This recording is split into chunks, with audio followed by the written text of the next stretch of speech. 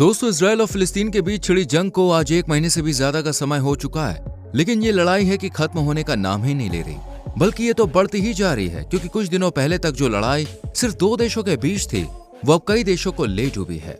इसलिए एक्सपर्ट्स अंदाजा लगा रहे हैं कि ये लड़ाई वर्ल्ड वॉर 3 का रूप ले सकती है। लेकिन क्या ऐसा सच में होगा? क्या सच में ईरान और सऊदी अरब ने इजराइल के खिलाफ जंग का ऐलान कर दिया है? आगे इस युद्ध में क्या होने वाला है? क्या ईरान के गुहार पर भारत बढ़ाएगा मदद का हाथ या इजराइल से निभाएगा दोस्ती? ये जानने के लिए वीडियो में एंड तक बने रहिए।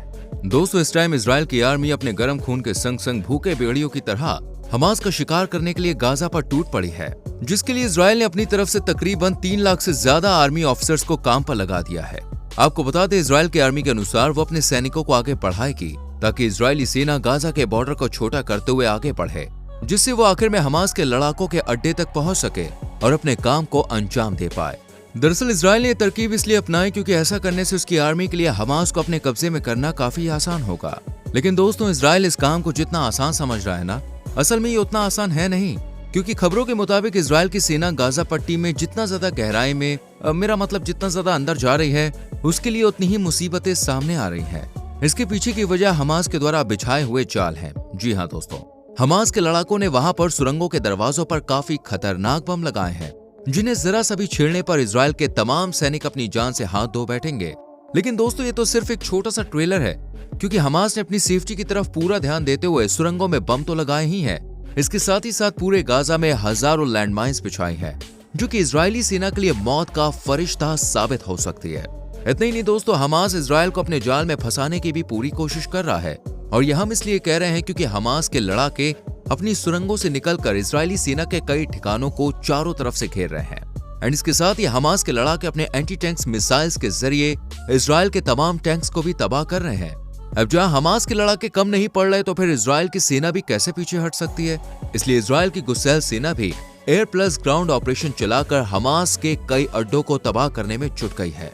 भले ये लड़ाई दोनों देशों के बीच में चल रही है, लेकिन इसमें नुकसान तो बेचारी जनता का ही है, क्योंकि इजराइल हर दिन गाजा पर तकरीबन 500 से भी ज्यादा ताबड़तोड़ हमले कर रहा है, और इन हमलों के चलते गाजा के तकरीबन सैकड़ों लोग रोजाना अपनी जान गंवा रहे हैं। इसके अलावा इजराइल द्वारा खबर मिल रही है कि उसकी सेना रात में उत्तरी गाजा में घुसी और उन्होंने हमास के कई ठिकानों और रॉकेट लॉन्च की जाने वाली जगहों को अपना निशाना बनाया। अब इस लड़ाई के दौरान इजराइल के रक्षा मंत्री ने एक ऐसा खुलासा किया है जिसे सुनकर सभी चौंक गए हैं।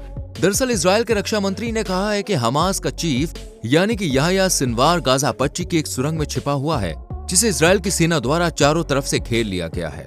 लेकिन दोस्तों, ये सुरंग कहाँ मौजूद है और इस सुरंग में हमास के चीफ के साथ कितने लड़ाके मौजूद हैं, इसके बारे में अभी आईडीएफ द्वारा कोई भी बात सामने नहीं आई है। वैसे फ्रेंड्स, अब हमास के चीफ की बात आई है तो आपको बता दें, हमास के चीफ यानी कि याह्या सिनवार 61 साल के हैं, जो कि हमास के फाउंडिंग मेंबर्स में से एक है, और उन्होंने हमास के लिए 5 या 10 नहीं बल्कि पूरे 23 साल जेल में बिताए हैं। इस दौरान उन्होंने साबित कर दिखाया है कि वो हमास के लिए चाहे तो एक बार नहीं बल्कि 1000 बार जान कुर्बान करने को भी राजी हो जाएंगे। हुआ कुछ यूं कि याह्या को एक बार आर्मी द्वारा पकड़ लिया गया, लेकिन इन 23 सालों के अंदर उनसे कोई भी अफसर एक खबर तक नहीं निकलवा सका। साथ ही उन्होंने कहा कि वो हमास के लिए अपनी जान कुर्बान कर देंगे, लेकिन उसकी खबर किसी को भी नहीं देंगे। इनके अंदाजे और बातों से पता चलता है कि याह्या सिनवार एक बहुत ही मजबूत और हिंसक आदमी है। यानी हम ये कह सकते हैं कि गाजा में याह्या सिनवार हमास की हुकूमत का सबसे मजबूत पिलर है। पर अगर इजराइल ने सच में इसे घेर लिया और अगर वो इसे मार देता है, तो हमास को काफी गहरा सदमा लगने वाला है, जिस वजह से हमास के लड़ाके भी बिखर जाएंगे। वैसे दोस्तों, यही तो इजराइल चाहता है कि वो जल्द से जल्द हमास को खत्म कर दे।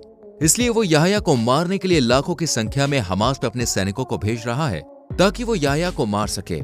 लेकिन जैसा कि हम पहले आपको बता चुके हैं कि ये काम इजराइल के लिए उतना भी आसान नहीं होने वाला, क्योंकि इन सुरंगों में थोड़ी थोड़ी दूर पर जाल बिछा रखे हैं, जिनके बारे में इजराइल को जरा भी अंदाजा नहीं है। इसलिए अगर इजराइल बिना प्लानिंग के हमास की सुरंगों में जाता है, तो इसका मतलब है कि वो जानबूझकर अपनी मौत को गले लगाना चाहता है। दोस्तों, यही वजह है कि इजराइल हमास के पीठ पीछे वार करने में लगा हुआ है, और पैलेस्टाइन के लोगों को ये कह रहा है कि वो अपने लीडर से बगावत कर दें। जी हाँ दोस्तों, हाल ही में इजराइल के डिफेंस मिनिस्टर यानी कि युवा गैलेंट ने कहा था कि अगर गाजा के लोग खुद हमास के लीडर यानी कि याह्या सिनवार को मार दे, तो ये जंग बहुत ही जल्दी निपट सकती है। इसलिए गाजा के सभी निवासियों को हमास लीडर्स को अपने रिफ्यूजी कैंप में छिपाने की जगह उन्हें जल्द से जल्द मार देना चाहिए। इजराइल ऐसे ही कई तरह के अलग अलग भड़काऊ भाषण दे रहा है ताकि वो पैलेस्टाइन के नागरिकों को हमास के खिलाफ कर सके। वेल फ्रेंड्स, क्या आपने सोचा है कि छोटी सी लड़ाई ग्लोबल लेवल पर वर्ल्ड वॉर 3 का रूप ले सकती है? जी हाँ, इसके बारे में बात करेंगे, लेकिन उससे पहले चैनल को अगर आपने सब्सक्राइब नहीं किया तो प्लीज डू इट। दोस्तों, इस छोटी सी लड़ाई के वर्ल्ड वॉर 3 में तब्दील होने की सबसे पहली वजह तो यहीं से पता चल जाती है कि जहां शुरुआत में ये लड़ाई सिर्फ 2 देशों के बीच हो रही थी, वहीं अब इस लड़ाई में कई अलग अलग देश जुड़ते जा रहे हैं। जैसे अमेरिका इजराइल का साथ दे रहा है, वहीं लेबनान ने भी ईरान के साथ हाथ मिला लिया है। इसके अलावा सऊदी अरब भी इजराइल के साथ अपने सारे संबंध बोले तो कॉन्ट्रैक्ट तोड़ चुका है और ईरान के साथ मिलकर गाजा पट्टी में इजराइल का नामो निशान मिटाने के बारे में बात कर रहा है। वहीं इस माहौल को देखते हुए दुनिया भर के सभी देशों पर दबाव आ रहा है कि वो देश इन दोनों देशों में किसी एक देश को चुने और उनका साथ दे, ताकि ये लड़ाई जल्द से जल्द निपट सके। आपको बता दें, इस मामले में ईरान ने हाल ही में भारत के सामने अपनी बात रखी कि भारत ईरान का साथ दे। 6 नवंबर की शाम को हुई इस मीटिंग में ईरान के राष्ट्रपति इब्राहिम रईसी ने भारत के प्रधानमंत्री यानी कि नरेंद्र मोदी जी से कहा कि मध्य पूर्व में हो रही इस तरह की घटनाओं को रोकने के लिए भारत को अपनी पूरी ताकत का इस्तेमाल करना चाहिए। इसके आगे ईरान के प्रेसिडेंट यानी कि इब्राहिम रईसी ने उम्मीद जताई है कि भारत गाजा के लोगों के खिलाफ इजराइल को रोकने के लिए अपनी पूरी ताकत का इस्तेमाल करे। वहीं ईरान की मीडिया के मुताबिक इस बातचीत के दौरान प्रधानमंत्री मोदी ने इजराइल के अत्याचारों की बुराई की और पैलेस्टाइन के इलाकों में हो रहे नरसंहार की जानकारी देने के लिए ईरान को शुक्रिया कहा। हालांकि प्रधानमंत्री कार्यालय की ओर से जारी किए गए बयान में इस बात का जिक्र तक नहीं किया गया है। असल में बताया गया है कि इस बातचीत के दौरान मोदी जी ने गाजा में हालात बेकाबू होने से रोकने के लिए मानवीय मदद पहुंचाने की कोशिश जारी रखने और पूरे क्षेत्र में शांति और स्थिरता को तुरंत लाने की बात पर जोर दिया है।